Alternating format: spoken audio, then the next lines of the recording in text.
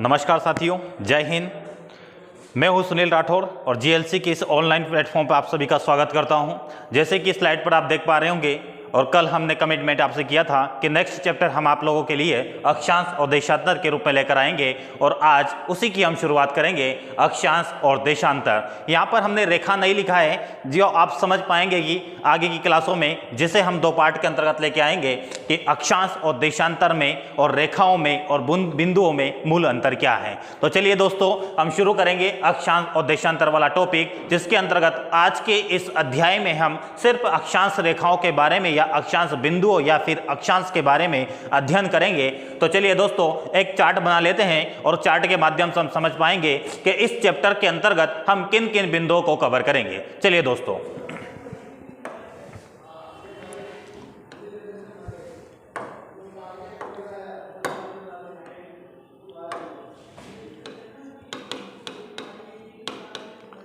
अक्षांश एवं देशांतर।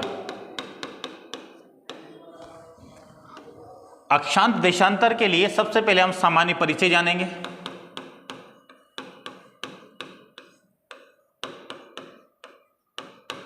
सामान्य परिचय के उपरांत हम अक्षांश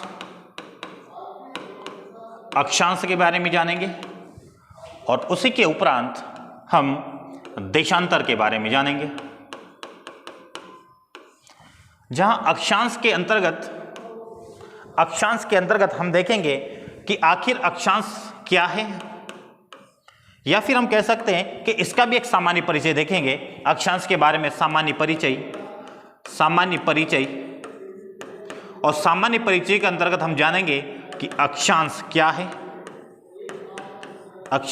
है। फिर जानेंगे हम अक्षांश बिंदु क्या है और अक्षांश बिंदु के उपरांत अक्षांश रेखा क्या है। क्लियर है दोस्तों? अक्षांश बिंदु और अक्षांश रेखा को जानेंगे। फिर हम यहीं पर देखेंगे प्रमुख अक्षांश रेखाएं।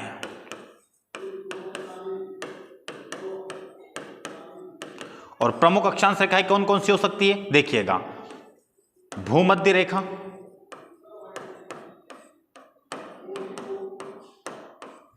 प्रमुख अक्षांश रेखा की बात की जा रही तो हम यहां पे लिखेंगे 0 डिग्री अक्षांश रेखा।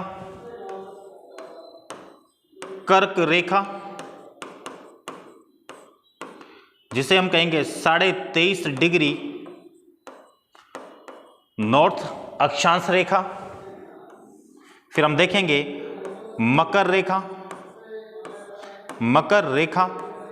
और मकर रेखा जो निर्मित होती है आपकी 23.5 डिग्री साउथ अक्षांश या दक्षिणी अक्षांश में।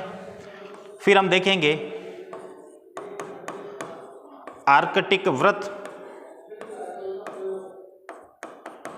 आर्कटिक कहाँ है? क्लियर है? एक अंटार्कटिक होता है, एक आर्कटिक होता है। तो ये होता है आपका 66.5 डिग्री नॉर्थ। और अंत में एक और होता है जिसे हम यहां लिखेंगे अंटार्कटिक। एक सेकेंड,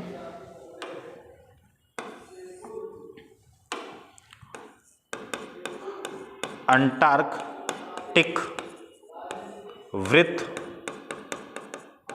जो कि आपका 66.5 डिग्री साउथ अक्षांश। क्लियर दोस्तों?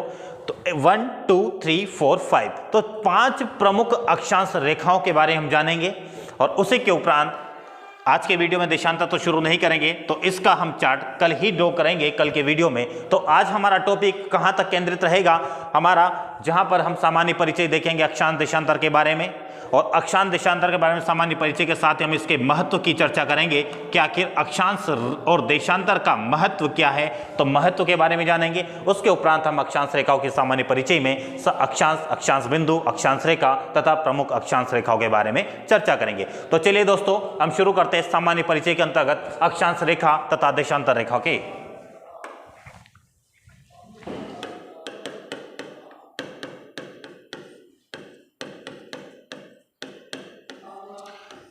देखिएगा दोस्तों, सामान्य परिचय में अक्षांश और देशांतर रेखा का महत्व ही हम जान लेते हैं।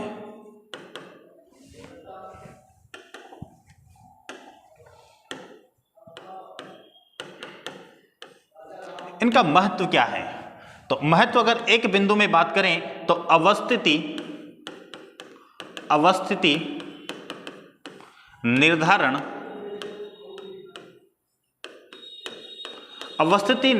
में महत्वपूर्ण भूमिका।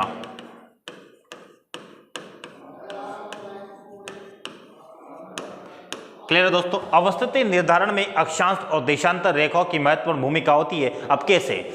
जैसे कि दोस्तों मुझे यह बतलाना है कि मैं कहां पर स्थित हूं, मैं अभी फिलहाल कहां पर हूं, और मैं किसी अपने मित्र या अपने किसी सहपाठी को अगर बताता हूं कि मैं यहां पर अवस्थित हूं, तो आप क्या बतलाएंगे उसे? बिना किसी स्थान विशेष का नाम लिए आप यह कैसे बता पाएंगे कि आप कहां पर है, एक्चुअल आपकी स्थिति कहां पर है? तो आप बिना अक्षांश और बिना देशांतर के आप अपनी अवस्थिति नहीं बतला पाएंगे। क्लियर है दोस्तों? जैसे कि सपोज मान लिया जाए कि पृथ्वी के केंद्रीय भाग में एक रेखा ड्रॉ किया जाए, उसी प्रकार पृथ्वी के नॉर्थ पोल और साउथ पोल से एक रेखा ड्रॉ किया जाए। आप मान सकते हैं ये वाली रेखा और एक ये रेखा। क्लियर है? जिसे हमने दे दिया इसको इनिशियल पॉइंट 0 डिग्री और इसे भी हमने दे दिया 0 डिग्री। हम देखेंगे आखिर अक्षांश देशांतर की परिभाषा, बस सामान्य तौर पे हमें सिर्फ जानना है कि अवस्थिति निर्धारण का क्या मतलब हुआ। क्लियर है दोस्तों? मैंने कहा कि मैं इस बिंदु पर स्थित हूं। क्लियर है? इसी को 2D में आप ऐसे बना सकते हैं, जैसे कि आपकी एक ये रेखा हो गई और एक आपकी ये रेखा, ये आपके 0 डिग्री अक्षांश या 0 डिग्री देशांतर, ये अक्षांश हो जाएगा और ये आपका देशांतर हो जाएगा। क्लियर है दोस्तों? 0 डिग्री अक्षांश, 0 डिग्री देशांतर। अब मैंने कहा कि मैं यहां पर स्थित हूं। क्लियर हुआ दोस्तों? मैंने कहा यहां पर, तो सामने वालों को कैसे पता चलेगा यहां पर स्थित हूं? फिर मैं कहूंगा कि मैं 0 डिग्री अक्षांश से कुछ दूरी पर, जैसे कि हमने कहा कि ये जो पॉइंट है आपका, ये बिंदु हो गया, इस रेखा पर अवस्थित है, तो मैंने कहा कि ये आपका 5 डिग्री अक्षांश पर अवस्थित है। क्या कहा? 5 डिग्री अक्षांश। लेकिन दोस्तों ध्यान रखिएगा, 0 डिग्री के उत्तर में है या दक्षिण में, ये भी आपको बतलाना होगा। तो मैंने कहा कि मैं 5 डिग्री उत्तरी अक्षांश, ये कौन सा है आपका? उत्तरी अक्षांश। क्लियर हुआ? अब मुझे बताइएगा, अगर मैंने कहा कि मैं 5 डिग्री उत्तरी अक्षांश पर स्थित हूं, क्या आप बतला पाएंगे कि 5 डिग्री का मतलब मैं यहीं पर स्थित हूं? नहीं बता सकते हैं, क्योंकि 5 डिग्री का मतलब ये भी हो सकता है पॉइंट, ये भी हो सकता है। इस रेखा पर हर बिंदु वह 5 डिग्री होगा जो इस रेखा पर स्थित होगा। क्लियर हुआ? तो क्या 5 डिग्री मात्र से हमने अपनी अवस्थिति बतला दी है? बिल्कुल नहीं। इसका मतलब हमें किसी एक अन्य रेखा की भी और आवश्यकता होगी, जिसे कहा जाएगा देशांतर रेखा। इसका मतलब मैंने कहा कि मैं किस देशांतर रेखा भी बतलाना पड़ेगा, और मैंने कहा कि मैं 5 डिग्री पूर्वी देशांतर पर हूं। 5 डिग्री पूर्वी देशांतर, तो 5 डिग्री पूर्वी देशांतर ये पूरी रेखा हो गई, और 5 डिग्री उत्तरी अक्षांश ये पूरी हो गई, और दोनों का जो कट पॉइंट होता या प्रतिच्छेदी बिंदु होता है, वही आपका वास्तविक स्थिति बतला पाएगा कि आप 5 डिग्री उत्तरी अक्षांश तथा 5 डिग्री पूर्वी देशांतर पर स्थित है। अर्थात अक्षांश एवं देशांतर रेखा का जो महत्व होता है, वह महत्व आपको जान पड़ता है कि इसका महत्व अवस्थिति निर्धारण में होता है। क्लियर है दोस्तों? मेरे ख्याल से आप लोगों को यह समझ आया होगा कि आखिर अवस्थिति निर्धारण का मतलब क्या है। क्लियर है दोस्तों? अब आगे हम कुछ अक्षांश रेखा का महत्व और देशांतर रेखा का भिन्न भिन्न महत्व होता है, जो कि हम चलती हुई क्लासों के दौरान देखेंगे। क्लियर है दोस्तों? अब आगे हम बढ़ेंगे जहां पर हम अक्षांश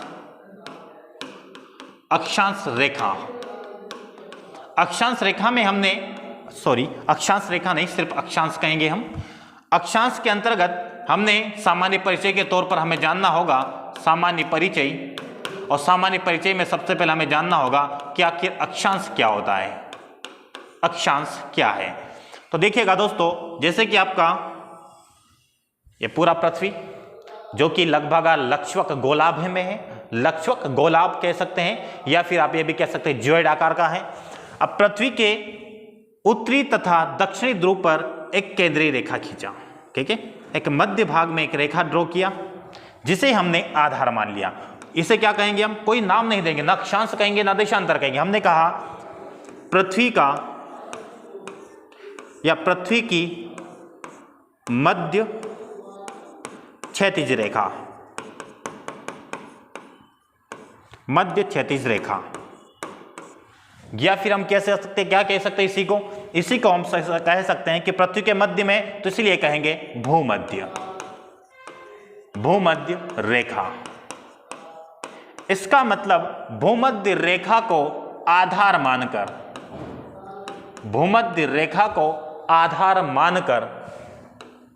उत्तर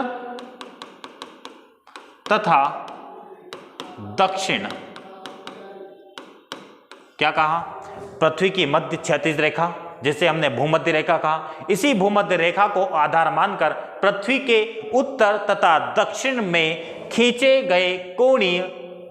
गई कोणीय रेखा, क्या कहा मैंने, जैसे कि यहां पर हमने मान लिया ये 0 डिग्री आपका, क्लियर, जैसे कि पेन चेंज करता हूं मैं, ये आपका 0 डिग्री, मैंने कहा कि यहां से आपका कोणीय डिस्टेंस ये 1 डिग्री है, मैंने कहा ये आपका ये भी 1 डिग्री, ये भी 1 डिग्री, ऐसे अनेक बिंदु आपको प्राप्त होंगे जो जिनकी इस भूमध्य रेखा से एक निश्चित दूरी होगी, एक निश्चित दूरी, क्लियर है दोस्तों, एक निश्चित दूरी होगी जिसे हमने कहा कि 1 डिग्री कोणीय दूरी। तो 1 डिग्री कोणीय दूरी पर निर्मित बिंदु, क्या कहा, भूमध्य रेखा को आधार मानकर उत्तर तथा दक्षिण दिशा में समान कोणीय दूरी पर निर्मित किए गए बिंदु, क्या कहा यहां पर देखिएगा, उत्तर तथा दक्षिण समान कोणीय दूरी पर निर्मित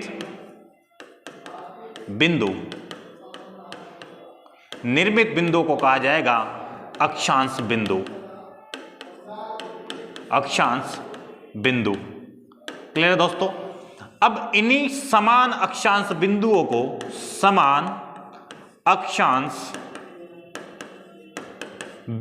को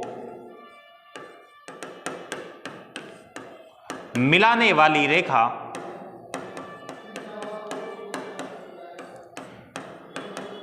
समान अक्षांश बिंदुओं को मिलाने वाली रेखा आपकी कहलाएगी अक्षांश रेखा। क्लियर है दोस्तों। अब देखिएगा, पूरी बात समझिएगा।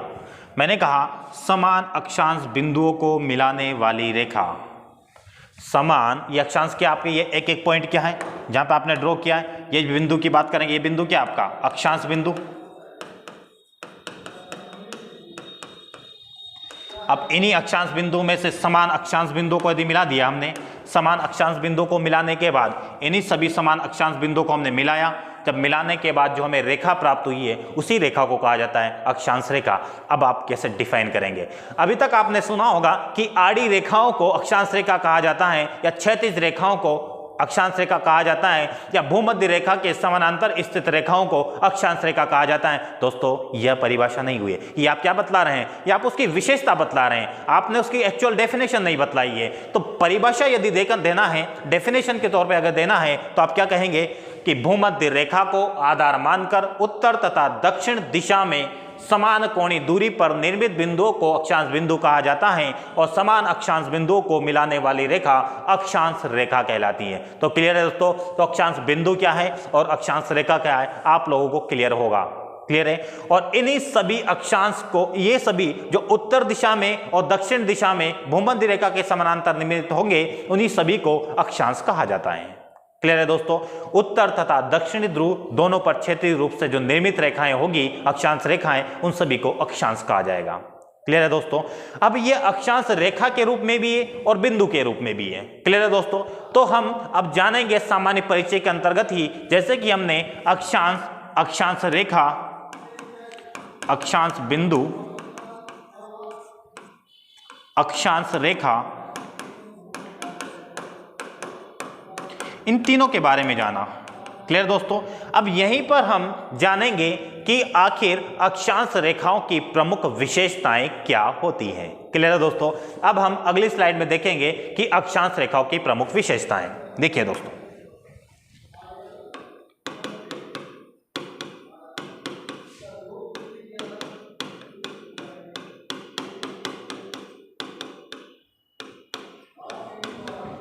प्रमुख विशेषता,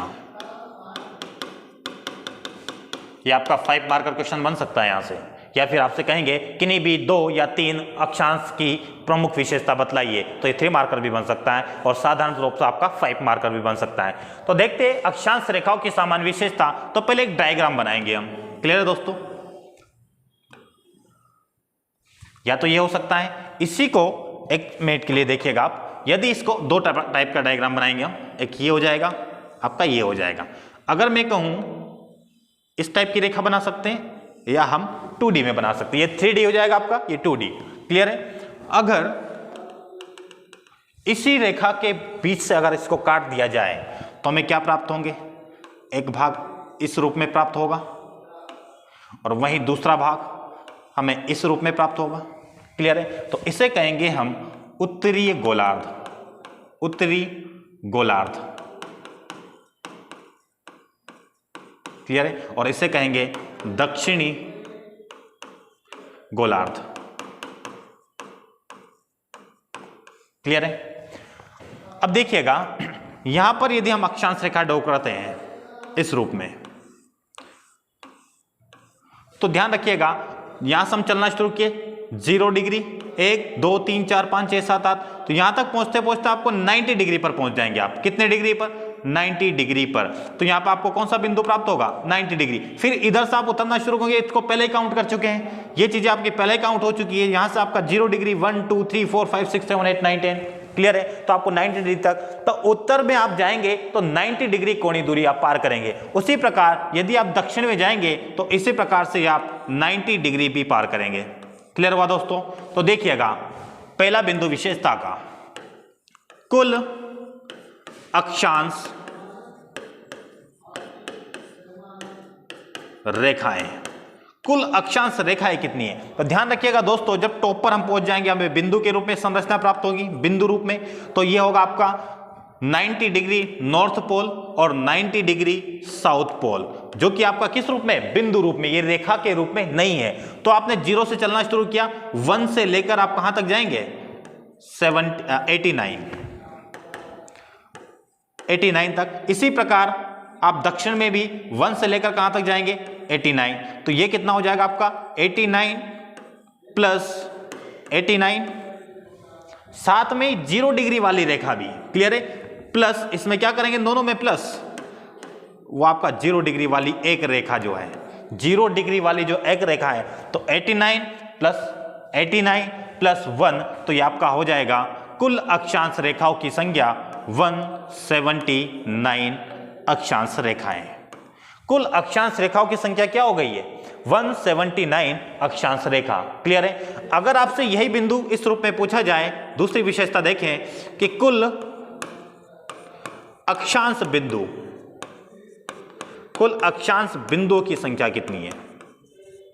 तो कुल अक्षांश बिंदुओं की संख्या, जैसे कि दोस्तों इसी पहली स्लाइड में हमने देखा था, ये बिंदु हमने बना रखी, इसका मतलब 0 डिग्री भी बिंदु हो सकता है, 1 डिग्री भी बिंदु हो सकता है, 2 डिग्री भी हो सकता है। तो 90 डिग्री तक बिंदु निर्मित हो सकते हैं या नहीं? मतलब रेखा भी होगा लेकिन बिंदु होगा या नहीं? हमने बिंदु ड्रॉ किया था, बोला कि 1 डिग्री कोणीय दूरी पर निर्मित बिंदुओं को क्या कहेंगे? 1 डिग्री अक्षांश बिंदु। 2 डिग्री पर निर्मित समान कोणीय दूरी पर देखेंगे तो 2 डिग्री अक्षांश बिंदु। तो इस प्रकार हम जान सकते हैं कि कोणीय बिंदु में आपका 1 से लेकर 89 ये भी होगा, साथ में 90 और जुड़ जाएगा। इसका मतलब कुल अक्षांश बिंदुओं में, जैसे कि आपकी ये टोटल कितना हो गया? अक्षांश रेखा भी कोणीय बिंदु होंगे, सभी अक्षांश रेखा भी कोणीय बिंदु होती है, साथ में आप 90 डिग्री नॉर्थ पोल और 90 डिग्री साउथ पोल, तो इसमें क्या कर देंगे? 2 प्लस करेंगे तो 181 कुल क्या हो जाएंगे आपके अक्षांश बिंदुओं की संख्या। तो कुल अक्षांश बिंदु है 181, इसमें ये 2 कोण ऐड किए हैं, 90 डिग्री नॉर्थ पोल और 90 डिग्री साउथ पोल, जो कि बिंदु रूपी संरचना में है। क्लियर है दोस्तों? अब तीसरी विशेषता एक और क्या हो सकती है? केवल अक्षांश बिंदुओं की संख्या।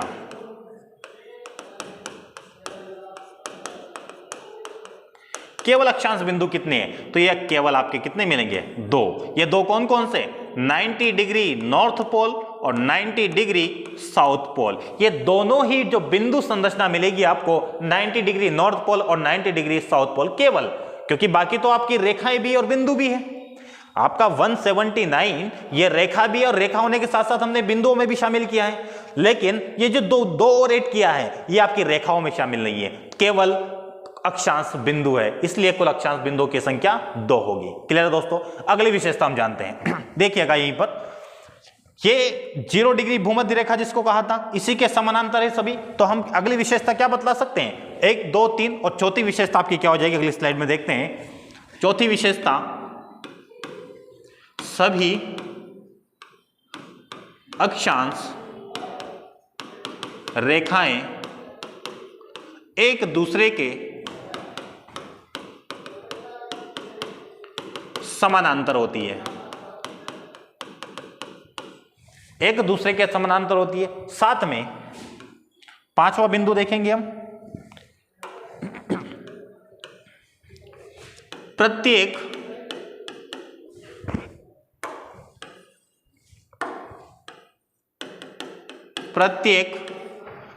2 क्रमागत अक्षांश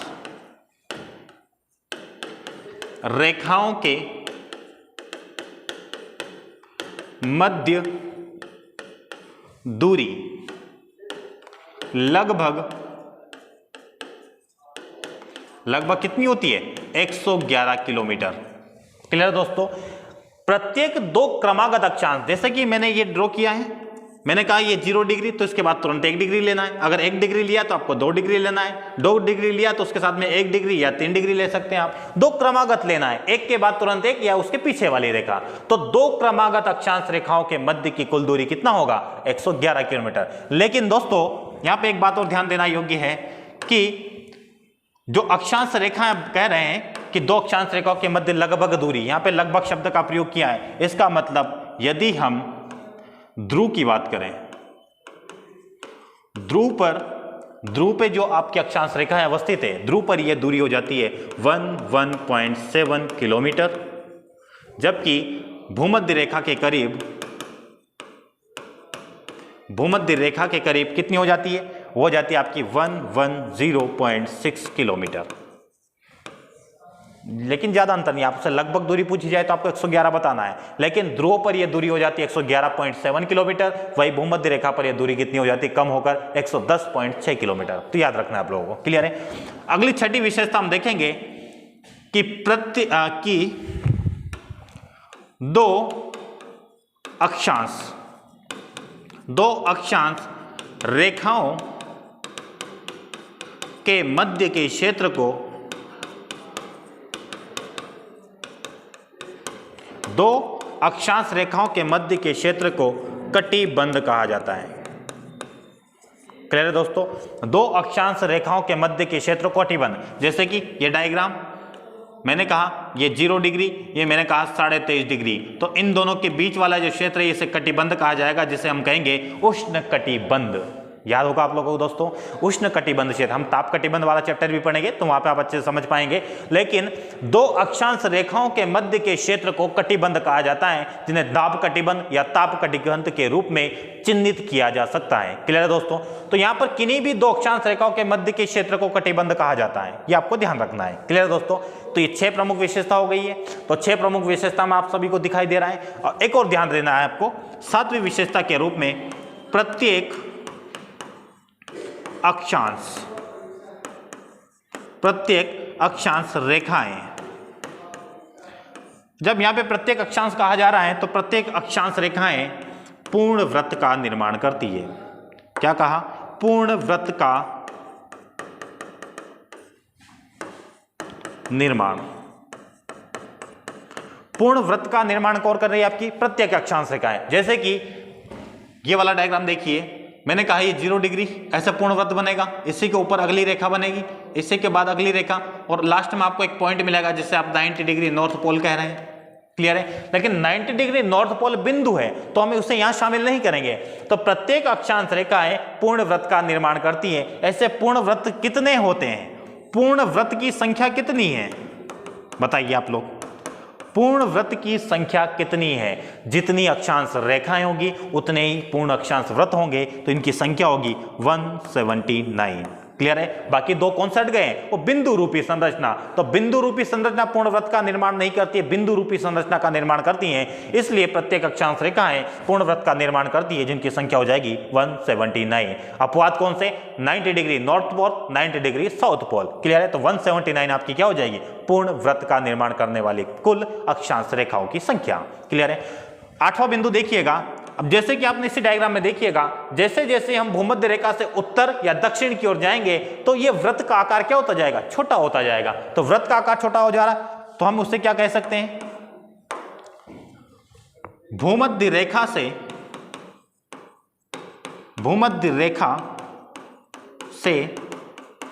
उत्तर या ध्रुव की ओर, ऐसे कर सकते हैं अपन, भूमध्य रेखा से ध्रुवों की ओर जाने पर, भूमध्य रेखा से ध्रुव की ओर जाने पर अक्षांश वृत्त की त्रिज्या, अक्षांश वृत्त की त्रिज्या में कमी आती है। क्लियर है दोस्तों, अक्षांश वृत्त की त्रिज्या में क्या हो रही है, कमी आती जा रही है। तो भूमध्य रेखा से ध्रुव की ओर जाने पर अक्षांश वृत्त की त्रिज्या में क्या आती जाएगी, कमी आती जाएगी। तो ये 8 प्रमुख विशेषता अक्षांश रेखाओं को लेकर आप एक बार देख सकते हैं। कुल अक्षांश रेखाओं की संख्या 179, कुल अक्षांश बिंदु की संख्या 2 ऐड हो जाएगा 181, केवल कुल अक्षांश बिंदु की संख्या 2 हो जाएगी। साथ में अब अगली विशेषता आप देखेंगे, सभी अक्षांश रेखा एक दूसरे के समानांतर होती है। प्रत्येक दो क्रमागत अक्षांश रेखाओं के मध्य दूरी लगभग कितनी होती है, 111। लेकिन नॉर्थ पोल की बात करें या ध्रुव की बात करें, नॉर्थ पोल या साउथ पोल 111.60 किलोमीटर हो जाता है। तो वहीं भूमध्य रेखा के आसपास वाले क्षेत्र की बात करें तो वहाँ पर 110.6 डिग्री किलोमीटर आपको दूरी मिलेगी। दो अक्षांश रेखाओं के मध्य क्षेत्र को कटिबंध कहा जाता है। प्रत्येक अक्षांश रेखा पूर्ण वृत्त का निर्माण करती है और भूमध्य रेखा से ध्रुव की ओर जाने पर अक्षांश वृत्त की त्रिज्या में कमी आती जाती है और अधिकतम त्रिज्या आपको भूमध्य रेखा पर मिलेगी और न्यूनतम त्रिज्या जो कि 0 किलोमीटर होगी वो आपको कहां पे मिलेगी, ध्रुवीय क्षेत्रों पर। तो क्लियर है दोस्तों, तो ये थी आपकी अक्षांश रेखाओं की प्रमुख विशेषता। अब हम जानेंगे प्रमुख अक्षांश रेखाएं।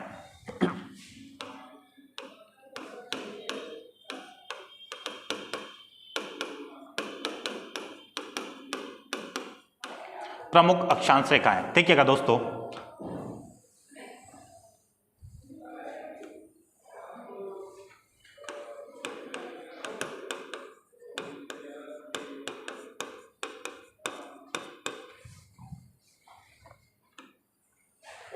देखिएगा प्रमुख अक्षांश रेखाएं, जिसमें पहली अक्षांश रेखा प्रमुख रूप से 0 डिग्री अक्षांश रेखा और दोनों ही गोलार्धों में अगर हम 23.5 डिग्री साउथ या दक्षिण अक्षांश रेखा निर्मित करेंगे तो उसे क्या कहा जाएगा, देखेंगे अभी। ऐसे ही 23.5 डिग्री नॉर्थ अक्षांश, 66.5 डिग्री नॉर्थ अक्षांश,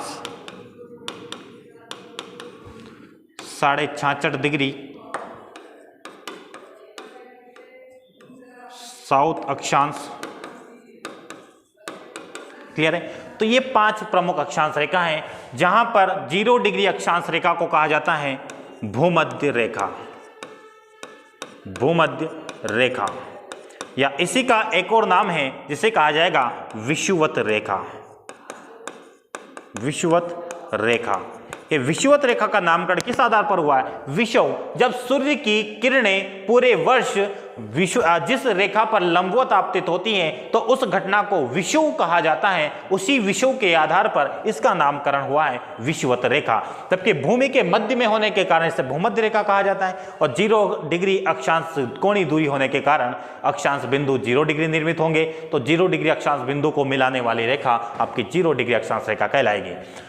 23.5 डिग्री नॉर्थ अक्षांश जिसे कहा जाएगा कर्क रेखा, जबकि 23.5 डिग्री जो साउथ में अक्षांश रेखा है उसे कहा जाएगा मकर रेखा। अब आप बात करें 66.5 डिग्री, यही हो जाएगा आपका अंटार्कटिक व्रत, अंटार्कटिक व्रत, जबकि 66.5 डिग्री नॉर्थ वाला हो जाएगा आर्कटिक आर्कटिक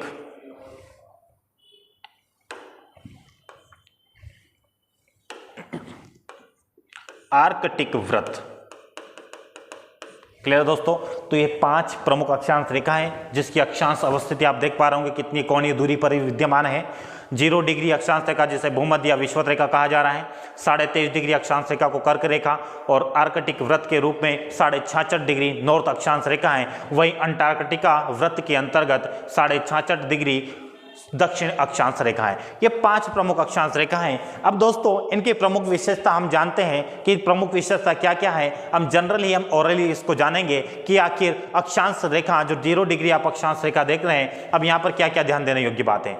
यहाँ पर आप लोगों का एक वर्क होगा, आप लोगों को फाइंड करना होगा कि ये प्रमुख जो अक्षांश रेखा हमने देखी है यह विश्व में किन किन देशों से होकर गुजरती है। क्लियर है दोस्तों? अब हम कुछ बातें चर्चा कर लेंगे। आपका टास्क यही होगा कि इन रेखाओं की अवस्थिति किन किन देशों से होकर गुजरती है वो आपको बतलाना होगा। क्लियर है दोस्तों? जैसे कर्क रेखा पर कौन कौन से देश है, भूमध्य रेखा पर कौन कौन से देश है, आर्कटिक वृत्त पर कौन कौन से देश है, मकर रेखा पर और अंटार्कटिका वृत्त पर कौन कौन से देश अवस्थित हैं। क्लियर है दोस्तों? तो ये आपका वर्क होगा, आपका टास्क होगा, इसको आप पूरा कीजिएगा। क्लियर है? अब हम प्रमुख विशेषता जान लेते हैं कि विषुवत रेखा की प्रमुख विशेषता क्या है। जैसे कि दोस्तों ये आपकी मध्य में 0 डिग्री अक्षांश रेखा, जिसे क्या कहा जा रहा है, भूमध्य रेखा। भूमध्य रेखा या इसी को क्या कहा जा रहा है, विषुवत रेखा। वृत्त भी आप कह सकते हैं। अब इसकी प्रमुख विशेषता क्या है? पहला बिंदु, सबसे महत्वपूर्ण बिंदु, वर्ष भर सूर्य की लंबवत किरण प्राप्त होती है। लंबवत किरण प्राप्त होती है, सूर्य की लंबवत किरण होती है। दूसरी प्रमुख विशेषता क्या हो सकती है? दूसरी प्रमुख विशेषता यह होगी कि यहां पर वार्षिक एवं दैनिक तापांतर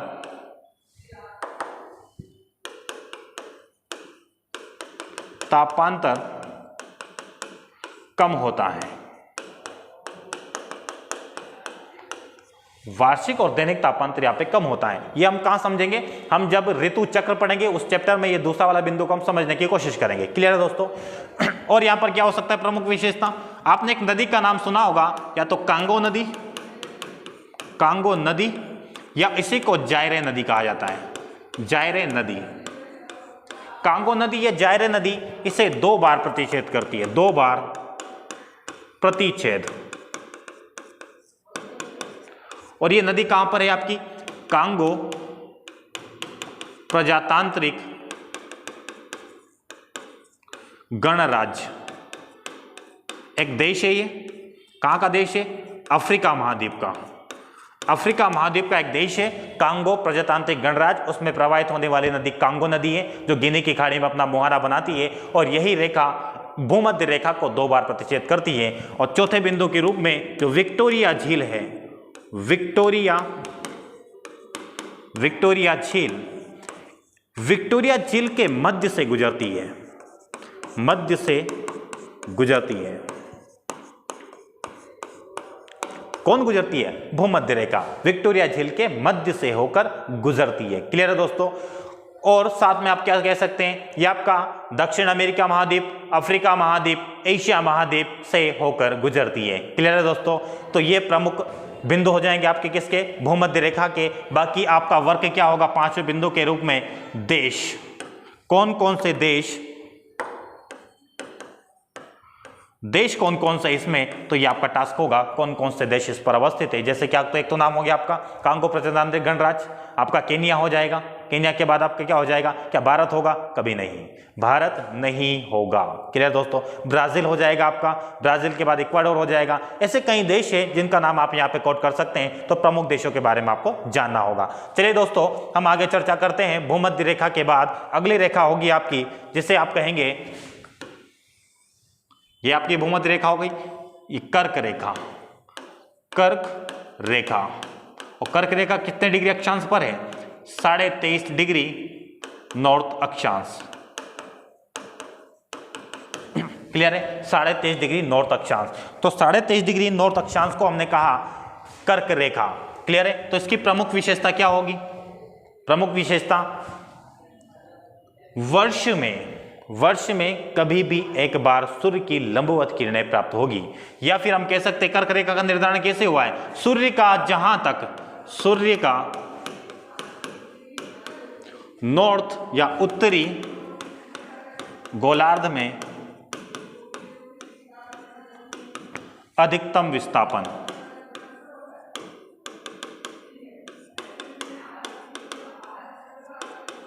मतलब सूर्य की किरण का या सूर्य स्वयं अधिकतम कहां तक विस्थापित होता है आपका? उत्तरी गोलार्ध में, कर्क रेखा तक आपका उत्तरी गोलार्ध में विस्थापित होगा। इसलिए जहां तक सूर्य का अधिकतम विस्थापन होता है उस अक्षांश रेखा को कर्क रेखा कहा जाता है। तो डिफाइन भी कर सकते हैं 3 मार्कर में, अगर आता है आपका कर्क रेखा तो बोलिएगा 23.5 डिग्री नॉर्थ अक्षांश को कर्क रेखा कहा जाता है जहां पर सूर्य का अधिकतम विस्थापन दिखाई देता है। क्लियर है दोस्तों? दूसरा क्या कह सकते हैं आप? दूसरा ये कह सकते हैं कि यह कर्क रेखा जो है, कर्क रेखा को एक नदी है आपकी जो मध्य प्रदेश से उद्गम होता है, माही नदी इसे 2 बार प्रतिच्छेद करती है, 2 बार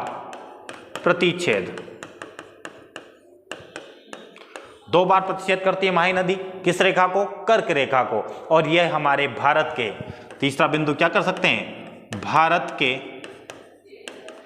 8 राज्यों से होकर गुजरती है, 8 राज्यों से होकर गुजरती है। अभी 8 राज्य कौन से? तो इंडिया का डायग्राम देखिएगा आप, इंडिया के डायग्राम में आप 8 राज्यों के नाम बतलाते हैं आपको।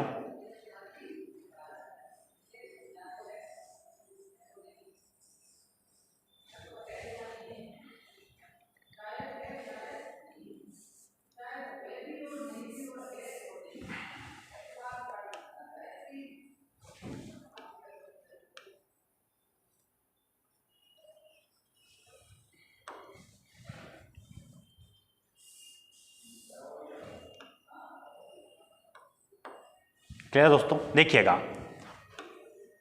गुजरात, मध्य वाला भाग आपका मध्य प्रदेश, आपका छत्तीसगढ़। तो गुजरात, एमपी, छत्तीसगढ़। क्लियर है? छत्तीसगढ़ के आप देखेंगे, छत्तीसगढ़ के बाद आपका यहां पर अवस्थित है कौन सा? झारखंड। यहां पर आपका कौन सा आ जाएगा?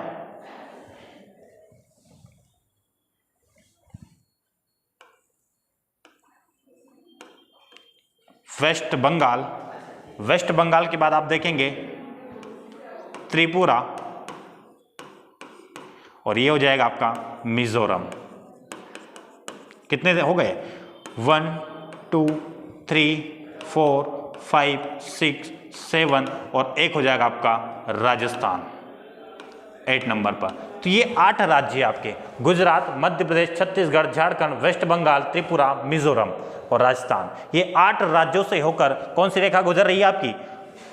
कर्क रेखा। भारत के 8 राज्यों से होकर गुजरती है। और साथ में आप अन्य देशों के बारे में आप ही को जानना होगा, अन्य देश जहां से होकर गुजरती है ये आपका वर्क होगा। ठीक है दोस्तों? अर्थ आप वर्ल्ड मैप में देखिएगा कौन कौन सा अन्य देश है जहां से ये रेखा होकर गुजरती है। क्लियर है? जैसे बांग्लादेश हो जाएगा, म्यांमार हो जाएगा। ठीक है? अन्य देशों के बारे में आप जरूर जानने का प्रयास कीजिएगा। अर्जेंटीना, चिली आप देखेंगे वहाँ वहाँ पे मकर रेखा गुजरती है। आपका उत्तरी अमेरिका महाद्वीप से मैक्सिको से होकर गुजरेगी, क्यूबा से होकर गुजरती है। क्लियर है दोस्तों? साथ में आप अफ्रीका के उत्तरी देश देखेंगे तो आपको दिखेगा, जो आपको दिखेगा माली दिखेगा। माली के बाद में आपको जो पूर्व में दिखेगा पश्चिमी सहारा, वहाँ पर आपको कर्क रेखा होकर गुजरती हुई नजर आएगी। क्लियर दोस्तों? तो कर्क रेखा, तो ये बात आप ध्यान रखिएगा कि कर्क रेखा सूर्य का अधिकतम विस्थापन होता है, माही नदी 2 बार इसको काटती है, भारत के 8 राज्यों से उत्तर गुजरती है। अन्य देश आप जान लीजिएगा। और उसी प्रकार यदि हम मकर रेखा की विशेषता की बात करें तो अगली स्लाइड में देखिएगा, ये आपकी हो जाएगी मकर रेखा 23.5 डिग्री साउथ अक्षांश, मकर रेखा। क्लियर दोस्तों? तो पहला बिंदु सूर्य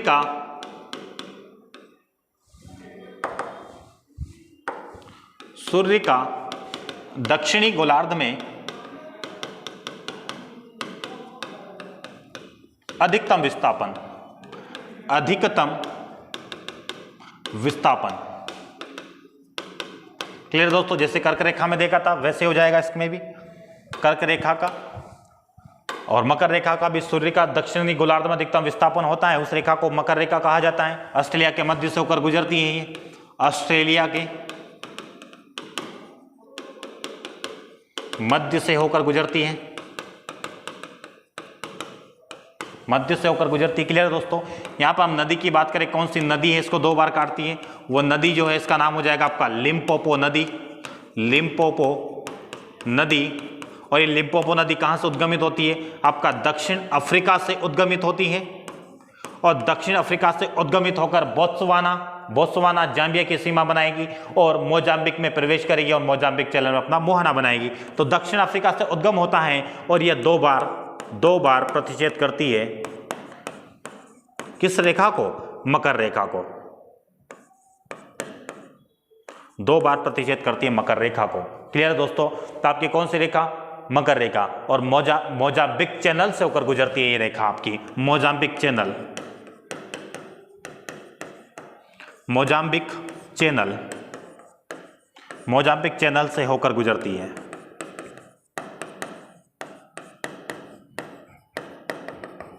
क्लियर दोस्तों, बाकी अन्य देशों के नाम आपको जानना होगा, कौन कौन से देश से होकर गुजरती हैं। क्लियर है दोस्तों। अब हम बात करेंगे, दोनों शॉर्ट में बात करेंगे। देखिएगा यहां पर एक हो गया आपकी 66.5 डिग्री और 66.5 डिग्री अंटार्कटिक और आर्कटिक व्रत। अंटार्कटिक और आर्कटिक व्रत, जैसे कि अंटार्कटिक व्रत की बात करें तो किसी भी देश की मुख्य भूमि से होकर नहीं गुजरती है, पहली विशेषता, किसी भी देश की मुख्य भूमि से होकर नहीं गुजरती है। साथ में आपका अंटार्कटिक व्रत की बात करें तो आपका कनाडा वाला क्षेत्र से होकर गुजरती है, और आपकी एक झील है यहाँ पर ग्रेट स्लेव झील, उससे होकर गुजरती है। ग्रेट स्लेव से होकर आपका आर्कटिक व्रत होकर गुजरता है, व्रत के रूप में इसका निर्धारण होता है। क्लियर है। अब ये दोनों रेखाएं निर्मित कैसे हुई है? जैसे कि दोस्तों एक स्लाइड में आप देखेंगे, यहां पर हम दिखाते हैं, जैसे कि ये आपका पृथ्वी और यह आपका सूर्य। अब देखिएगा, ये मैंने कहा कि सूर्य पृथ्वी के आधे भाग में, इस डायग्राम को अच्छे से बना लेते हैं। देखिएगा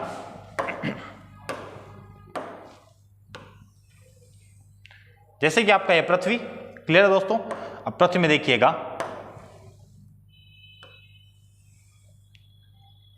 अब सूर्य का यहां से अगर प्रकाश आता है, सूर्य का यहां से हम प्रकाश की बात करें, क्लियर है दोस्तों, देखिएगा आप लोग,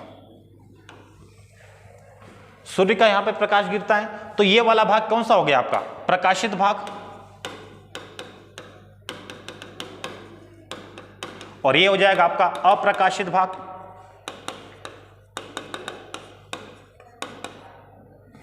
अप्रकाशित भाग, तो प्रकाशित भाग एवं अप्रकाशित भाग को विभाजित करने वाला यह व्रत जो दिखाई दे रहा है, इसे कहा जाता है प्रदीप्ति व्रत।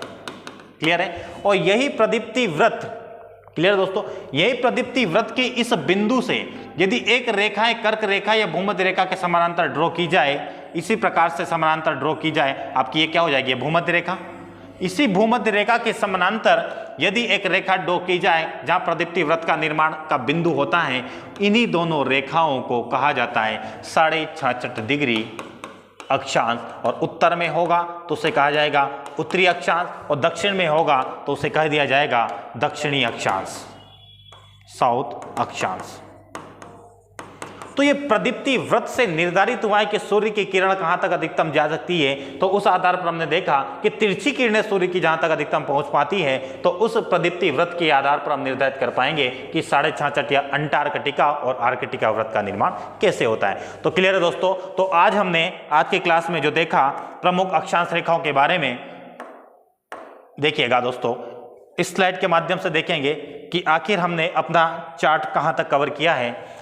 अक्षांश रेखा सामान्य परिचय देखा, प्रमुख अक्षांश रेखाओं के बारे में एक चर्चा की है। तो यहाँ तक हम पढ़ चुके हैं। कल की क्लास में हम देशांतर रेखाओं का अध्यापन का कार्य शुरू करवाएंगे। तो दोस्तों इस वीडियो को आप देखिएगा और कमेंट बॉक्स में बताइएगा कि आप लोगों के लिए कितना सारगर्भित हो रहा है। और हम कल की कड़ी में पार्ट 2 के अंतर्गत देशांतर रेखाओं के बारे में चर्चा करेंगे, जहाँ सामान्य परिचय जानेंगे, प्रधान तिथि रेखा, प्रधान मानक समय रेखा जो होती है आपका अंतर्राष्ट्रीय मानक समय रेखा और अंतर्राष्ट्रीय तिथि रेखा, दोनों प्रमुख देशांतर रेखाओं के बारे में चर्चा करेंगे। क्लियर दोस्तों? तो आप लोगों से इजाजत चाहेंगे, कल मिलते हैं इसी समय पर। नमस्कार, जय हिंद।